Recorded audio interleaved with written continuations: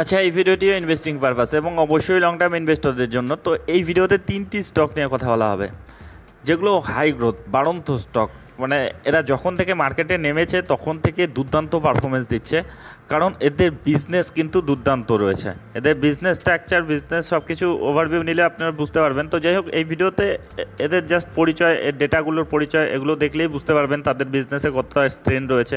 এদের বিজনেস নিয়ে ডিটেলসে যাব না, ডেটাগুলোতে যাব বেশি করে। তো যাই হোক, এই কোম্পানিগুলোর যে ফান্ডামেন্টাল ফিনান্সিয়াল যে ডেটাগুলো রয়েছে সেগুলো দেখে নেব। তো দেখলেই বুঝতে পারবেন যে এই কোম্পানিগুলোর মধ্যে কিন্তু দুর্দান্ত স্ট্রেংথ রয়েছে এবং ভবিষ্যতেও এগুলো খুব বড় কিন্তু কোম্পানিতে পরিণত হওয়ার কিন্তু যথেষ্ট পোটেনশিয়াল রয়েছে। তো এক্ষেত্রে আপনি যদি দেখেন, এই কোম্পানিগুলোর শেয়ার দরেও কিন্তু দুর্দান্ত গতি রয়েছে। এখন পর্যন্ত একটা মাল্টিপ্লিকার রিটার্নের উপর বসে রয়েছে। তো যদিও এই রিটার্নগুলো অলরেডি বড় রিটার্নে পরিণত হয়ে গিয়েছে, তা সত্ত্বেও যেটা বিশেষজ্ঞরা বলছে যে এগুলোর মধ্যে আরও প্রচুর গ্রোথ কিন্তু বাকি রয়েছে। তো সে যাই হোক না কেন, যত ভালো কোম্পানি হোক না কেন, যখন কোনো কোম্পানি পিকে থাকে, একেবারে র্যালিতে থাকে, তখন কিন্তু মানে চলন্ত গাড়িতে ওঠাটা সবসময় রিস্কি হয়। যখন যে কোনো ক্ষেত্রেই আপনি মার্কেটের একটা কিন্তু ওটা নিয়মই বলতে পারেন, সেক্টরের ক্ষেত্রে হোক আর আপনার স্টকের ক্ষেত্রেই হোক, একটা না একটা কারেকশন বা কনসলিডেশন ফেজ কিন্তু স্টকে আসেই। তো এই কোম্পানিগুলোর ক্ষেত্রেও এদের শেয়ার দরে বর্তমানে একেবারে পিকে রয়েছে। তো এদের কিন্তু একটা অপেক্ষায় থাকা যায় আর কি, একটা যে কোনো কারণেই কিন্তু একটা কারেকশনের অপেক্ষায় থাকাই যায়, আর সেটা আসেও। মার্কেট সুযোগ দেয়, সে যে কারণেই হোক, ওভারঅল মার্কেটের জন্যই হোক আর স্টকদের নিজস্ব কারণেই হোক। তো সেই কারেকশনগুলো এলে কিন্তু এই কোম্পানিগুলো এন্ট্রির ক্ষেত্রে ভালো সুযোগ হবে, কারণ এদের বিজনেস দুর্দান্ত রয়েছে। ভবিষ্যতেও এদের বিজনেস গ্রো করার মতো কিন্তু ক্যাপাসিটি এদের রয়েছে এবং বড়োভাবে গ্রো করার মতো। তো যাই হোক, বিজনেস ডিটেলসে যাব না, ডেটাগুলো দেখলেই বুঝতে পারবেন। তো চলে আসি সেই কোম্পানিগুলো পরিচয়ে। তো প্রথম যেটা কোম্পানি রয়েছে সেটা হচ্ছে নেটওয়েভ টেকনোলজিস ইন্ডিয়া লিমিটেড। তো এটা আইটি সেক্টরের একটা কোম্পানি, তো যেটা সুপার কম্পিউটার তৈরির ক্ষেত্রে কিন্তু লিডিং পজিশনে, আর আর্টিফিশিয়াল ইন্টেলিজেন্সি নিয়েও কিন্তু খুব ভালো রকম কাজ করছে। আপনি যদি এদের বিজনেসের সেগমেন্টগুলো দেখেন আর কি, প্রোডাক্ট দেখেন আর কি, যে private cloud and hyper converse the infrastructure, যেটাকে HCL বলে, সেটা নিয়ে কাজ করে এবং সেখান থেকে 37% মতো রেভিনিউ আনে। তারপরে হাই পারফরমেন্স কম্পিউটিং সিস্টেম তাদের রয়েছে, HPC যেটাকে বলে, 36% মতো রেভিনিউ আনে। তারপরে আপনার AI system and enterprise work station থেকে 11% মতো রেভিনিউ আনে। তারপরে হাই পারফরমেন্স স্টোরেজ সলিউশন থেকে HPS যেটাকে বলে, সেখান থেকে 5% মতো আনে। তো ডাইভার্সিফাইড সেগমেন্টে কিন্তু এদের মানে ডাইভার্সিফাইড প্রোডাক্ট রেঞ্জ রয়েছে এবং প্রত্যেকটি কিন্তু বর্তমান যুগে এগুলো ছাড়া কিন্তু অচল। আপনি এদের বিজনেস যদি দেখেন, আমাদের ইন্ডিয়াতেই ম্যাক্সিমামটাই রয়েছে, 99.9%-এর মতো, সামান্যই বিদেশে রয়েছে। এছাড়া এদের যে যে সেক্টরে ইউজ হয়, এদের যে প্রোডাক্ট, এদের যে সার্ভিসগুলো, তার মধ্যে আইটি সেক্টরে সবচেয়ে বেশি ইউজ হয়, 40%-এর মতো। তারপরে হায়ার এডুকেশন এবং রিসার্চের ক্ষেত্রে 36%-এর মতো এদের মানে এদের রেভিনিউ আসে আর কি এই সেক্টর থেকে। তারপরে অন্যান্য থেকে 19% মতো, স্পেস ডিফেন্স থেকেও কিন্তু ভালো রকম 5%-এর মতো কিন্তু তাদের রেভিনিউ আসে। তো বুঝতে পারছেন এদের বিভিন্ন সেক্টরে এদের প্রোডাক্টের চাহিদা রয়েছে। আর এদের গভর্নমেন্ট ক্লায়েন্টও রয়েছে, আবার নন গভর্নমেন্ট ক্লায়েন্টও কিন্তু রয়েছে, এবং গভর্নমেন্ট ক্লায়েন্টই কিন্তু বেশি রয়েছে। দেখুন, 51%-এর মতো গভর্নমেন্ট ক্লায়েন্ট রয়েছে এবং যেটা নন গভর্নমেন্ট ক্লায়েন্ট রয়েছে 48.9%-এর মতো। তো যাই হোক, এরকম কিন্তু তাদের বিজনেস ব্রেকআপগুলো রয়েছে। তো এখন দেখে নিই এই কোম্পানি কেমন পারফরমেন্স দিচ্ছে। দেখুন, এই কোম্পানিকে যদি দেখেন, গত 6 মাসে 110% টাকা ডবল করে দিয়েছে। 6 মাসেই, 1 বছরে 192%-এর রিটার্ন, আর 5 বছরে 196%-এর রিটার্ন। 5 বছরও হয়নি, 2023 থেকে 2023-এর জুলাই মাসে এটা মার্কেটে নেমেছে, মানে বছরখানেক হলো। তো এই সময়ের মধ্যেই কিন্তু প্রায় 200%-এর মতো রিটার্ন দিয়েছে। বর্তমানে 2660 টাকায় চলছে। তো এর ফান্ডামেন্টাল প্যারামিটারগুলো, এর বিজনেস যে ডেটাগুলো দেখলেই বুঝতে পারবেন যে এদের শেয়ার দরের সঙ্গে তাদের বিজনেসের সামঞ্জস্য রয়েছে কিনা। তো এর মার্কেট ক্যাপিটাল বর্তমানে 15,000 কোটি, এবং বললাম প্রথমে এগুলো একেবারে পিকে রয়েছে, একেবারে গতিতে রয়েছে। দেখুন, প্রাইস আর্নিং রেশিও খুব হাই হয়ে গিয়েছে, ভ্যালুয়েশনটা 198। তো সেজন্যই অপেক্ষা কিন্তু করাই উচিত যে কোনো স্টকের ক্ষেত্রে। হয়তো কারেকশনই দিল না, এটা র্যালি দিতেই থাকলো, কিন্তু তা সত্ত্বেও এরকম কারেকশনের অপেক্ষায় কিন্তু থাকাই যায়। মার্কেটে প্রচুর স্টক রয়েছে যেগুলো ভালো স্টক, কিন্তু কারেকশন বা কনসলিডেশন ফেজ আসে, এরও আসবে, হয়তো এখন আসলো না, পরে আসবে, কিন্তু আসবে তো অবশ্যই, আর সেগুলোর অপেক্ষায় থাকা উচিত। দেখুন ভ্যালুয়েশনটা এখন কিন্তু অলরেডি হাই হয়ে গিয়েছে, 198-এর মতো ভ্যালুয়েশন। রিটার্ন অন ইকুইটি 29%-এর মতো, বুক ভ্যালু 75 রয়েছে, 2665 টাকায় চলছে। আর যদি ফেস ভ্যালু 2 রয়েছে, আর ডিভিডেন্ড আপাতত দিচ্ছে না। আচ্ছা, এদের বিজনেসের গ্রোথটা দেখুন, মানে এদের বিজনেসের সঙ্গে তাদের শেয়ার দরের সামঞ্জস্য রয়েছে কিনা, এটা কিন্তু ভীষণ ইম্পর্টেন্ট একটা জিনিস। দেখুন 2019-এ এদের সেলস হতো 130 কোটি, তারপরে সেটা বেড়ে হলো 156 কোটি পরের বছর, তারপরে বছর 143, তারপরে বছর 247, তারপরে বছর 445, তারপরে বছর 724, মানে প্রায় দ্বিগুণ হারে কিন্তু তারা তাদের বিজনেস বাড়াচ্ছে, বুঝতেই পারছেন। এবং সেটাই প্রতিফলিত হচ্ছে তাদের শেয়ার দরে। আপনি যদি এদের প্রফিটেবিলিটি দেখেন, দেখুন 3 কোটি ছিল 2019-এ মাত্র, সেটা এখন 76 কোটি, মানে কত গুণ বাড়িয়েছে। এবং আপনি তাদের শেয়ার দরেও কিন্তু সেই হারে বৃদ্ধিটা দেখবেন। তো এখানে পরিষ্কার বোঝা যাচ্ছে তাদের শেয়ার দরের বৃদ্ধির সঙ্গে কিন্তু তাদের বিজনেসের বৃদ্ধির সামঞ্জস্য রয়েছে। তো এই ব্যাপারগুলো কিন্তু অবশ্যই মাথায় রাখতে হয়। অনেকগুলো স্টকে দেখবেন যে এদিকে মানে তাদের বিজনেসে কিছু গতি নেই, কিন্তু এদের শেয়ার দরে গতি চলছে, সেগুলোতে কিন্তু একেবারে ফেসে যেতে পারেন। তো এই ব্যাপারগুলো নজরে রাখবেন। ব্যালেন্স শিট যদি দেখেন, 411 কোটির রিজার্ভ রয়েছে, সেটাও খুব দ্রুত হারে বৃদ্ধি হচ্ছে। দেখুন 2019-এ মাত্র 5 কোটি ছিল, এখন সেটা 411 কোটি। আর ঋণ নেই বললেই চলে, মাত্র 10 কোটির মতো ঋণ দেখাচ্ছে, সেটাও লিজ লায়াবিলিটি বেশি রয়েছে। লং টার্মে মাত্র 1.25 কোটির মতো রয়েছে। তো যাদের কাছে 400 কোটির ক্যাশ রয়েছে, তাদের কাছে এটুকু ঋণ কোনো ঋণই না, তো ঋণমুক্ত কোম্পানি বলা যায়। আপনি যদি এই শেয়ার হোল্ডিং প্যাটার্নে যান, দেখুন 75.4% মতো, ম্যাক্সিমাম যতটা থাকা যায় ততটাই রয়েছে প্রোমোটার। এফআই রয়েছে 10% মতো, এফআইটা ইদানিং হোল্ডিং বাড়িয়েছে। আর ডিআই রয়েছে 6.93% মতো, আর পাবলিক মাত্র 7%, 7.84% মতো রয়েছে। মানে প্রচণ্ড স্ট্রং এর শেয়ার হোল্ডিং প্যাটার্ন, এর ব্যালেন্স শিট স্ট্রং, এর সেলস প্রফিটেবিলিটিতে দুর্দান্ত গ্রোথ। তো এই কোম্পানির কিন্তু একটা এরকম কারেকশন কিন্তু আসলে কিন্তু সেটা বড় একটা সুযোগ হতে পারে। তো যাই হোক, এই কোম্পানিটিকে আপনারা নজরে রাখতে পারেন। আচ্ছা, এরপরে যেটা কোম্পানি চলে যাব সেটা এস লিমিটেড বা অ্যাকশন কনস্ট্রাকশন ইকুইপমেন্ট লিমিটেড।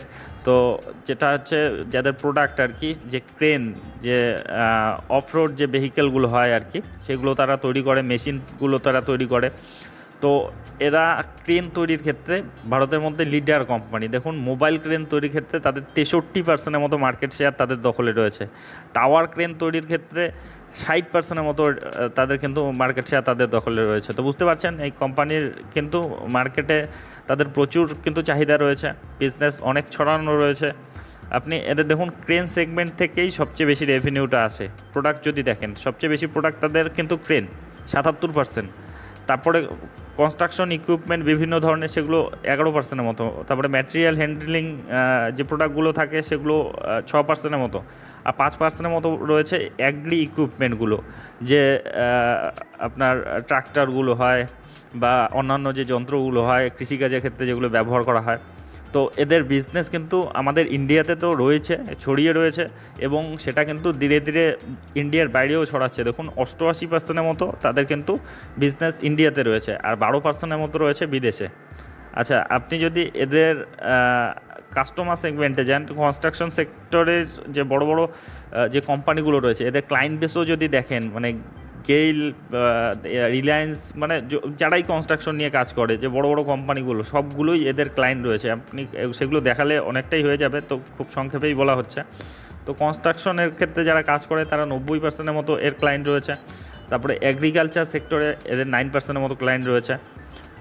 আর এদের যদি অপারেটিং প্রফিট আসে, সবচেয়ে বেশি ক্রেন থেকেই আসে, এটাই স্বাভাবিক। তো 86%-এর মতো সেখান থেকে আসে, কনস্ট্রাকশন ইকুইপমেন্ট থেকে 9%-এর মতো, ম্যাটেরিয়াল হ্যান্ডলিং থেকে 4%-এর মতো আসে, কৃষি ক্ষেত্রে কিছু আসে। তো যাই হোক, এরকম তাদের কিন্তু বিজনেস রয়েছে। তো ক্রেনের ক্ষেত্রে কিন্তু এটা মার্কেট লিডার কোম্পানি। তো যাই হোক, এই কোম্পানির যদি আপনি পারফরমেন্সও দেখেন, দেখুন গত 1 বছরে 137%-এর মতো রিটার্ন, আর গত 5 বছরে 1500%-এর রিটার্ন।